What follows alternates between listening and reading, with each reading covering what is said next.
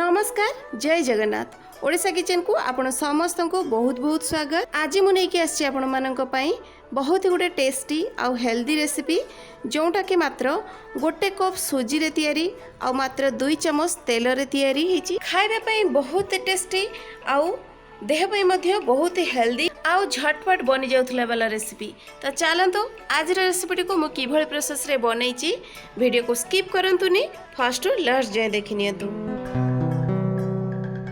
आज super tasty super healthy जलखिया बनैबा पई मुठी नहीं ये कप रे मापिकी गोटे कप सूजी आपण जेतक सूजी नेबे सेतक पानी देबे माने गोटे कप सूजी को मुठी गोटे कप पानी नेली आउ नहीं मुठी 2 चम्मच मापर दही दही फ्रेश दही नेबे खटा दही नेबेनी ए ग्राइंडर जार देहरे ही जत ग्राइंड करिया पूर्वरु दे देबे गोटे चम्मच मापर रिफाइंड तेल तेल दबा फल कौन हम ना जलखियाटा आमर सुखिला बनबनी आ बहुत स्मूथ बनब।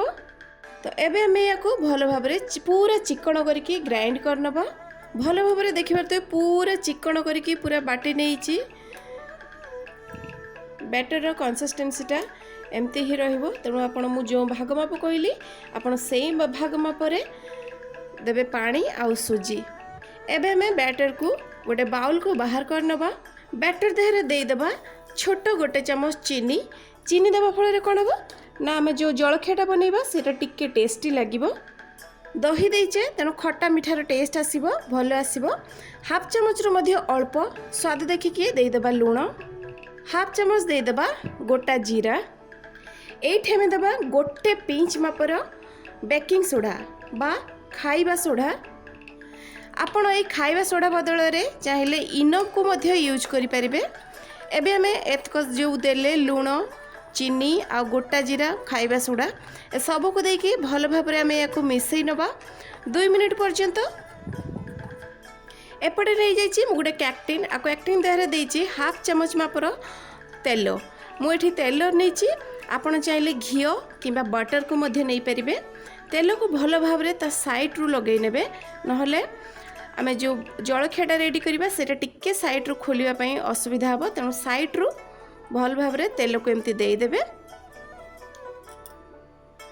मुझे कैक्टिन को नहीं आपड़ कैक्टिन बदल रे चाहिए जेकोसी प्लेट को मध्य नहीं पारे किंबा छोट छोट गिनारे मध्य याको बनई पारे।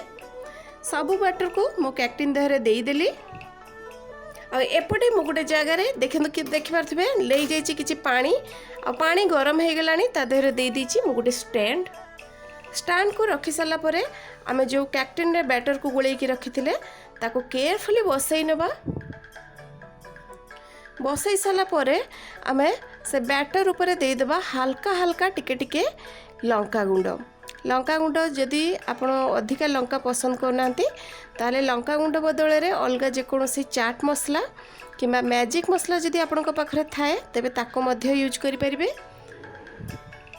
बैटर देहरे आमे लूण तो देइचे ऑलरेडी आ टिके चटपटा टेस्ट आनिया पई हल्का हल्का ता ऊपर दे देबा लूण लंका गुंड आ लूण को देबे देखिए बहुत बढ़िया चटपटा टेस्ट आसीबो।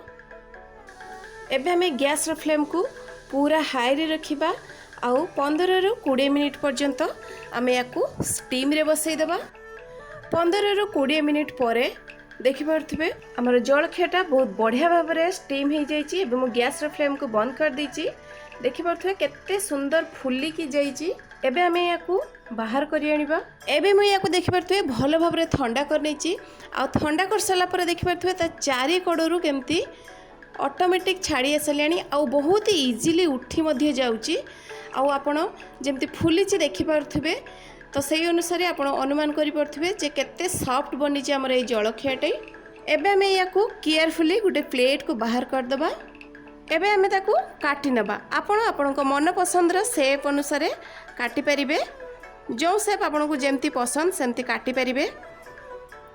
काटी बार देखि पारथिबे आपण जे जलखियाटा आमर केते सॉफ्ट बनीची। मु तो याको पिज्जा शेप देकी काटुची बहुत ही इजीली काटी जाउची आ खाइबा पई बहुत टेस्टी पार्टी रे पकैला मात्रे मिलई गला भली लागिबा आपनको आपण देखिकी जानि परथुबे केमती बनीची। आपण याको एमती स्टीम देकी खाई परिबे नहले टिके जदि चटपटा टेस्ट आने चाहूबे दरकार जदि नहीं जी गोटे फ्राइंग पैन आ देहरे देदेवे हाफ चमच मापर तेल तेल को टिके भल भाव गरम करने आपड़ चाहिए बटर कि घी को नहीं पारे तेल भल भाव गरम हो गला जो साइडटा ऊपर थिला आम फास्ट सही साइड को तल को दबा आउ या भल भाव टिके फ्राई करनबा फ्राई करने बेसी समय लगभग जस्ट 2 मिनट पाखापाखि आम या फ्राई करनबा फ्राई करिया फल कौन हम ना टिके चटपटा टेस्ट आसीबो। गोटे साइड को मु 2 मिनट धर के फ्राई कर नहीं एबे आमे उल्टे देबा आउ गोटे साइड को देखि पारे बहुत बढ़िया भाव में फ्राई हो जाइए। आपण या पिला को टिफिन रे मध्य बनै कि दे परिबे घर को जो गेस्ट आसिले मध्य बनै कि दे परिबे बहुत ही झटपट वाला रेसिपी इटा मात्र 10 रु 15 मिनिट भितर रेडी हो जिवो। इवनिंग रे खाई परिबे सखाळे मध्य ब्रेकफास्ट खाई परिबे पिला जदि आपनकर किछि खाउ न थांती एई भली प्रोसेस रे बनै कि देई परिबे देखिया पई भी अट्रैक्टिव आउ खाइबा पई भी हेल्दी। उल्टी देके टिके हल्का हल्का एमती प्रेस कर देबे जहा फल रे आर साइडटा मध्य भल भाव रे भाजी हो जिवो। दुई साइड भल भाव में भाजी हो गलानी एबे आमे याकू बाहर करनबा गैस फ्लेम को बंद कर देबा। तो देखिबले दर्शक बंधु किभली प्रोसेस रे मु आज रही टेस्टी हेल्दी जलखिया रेसिपी को बनई देली। आशा करछि आपण मानको निश्चय ये रेसिपीटी पसंद आस्थिबो। पसंद आसले लाइक करिवे रिलेटिव्स का मध्य रे शेयर करिवे आउ जदि सब्सक्राइब करि नाहंती चैनल ले नुआ अछंती ताहले सब्सक्राइब कर देबे। तो पुणी देखाबो आ गुटे नुआ वीडियो रे आ गुटे नुआ रेसिपी सहित से पर्यंत रहउची। नमस्कार, जय जगन्नाथ।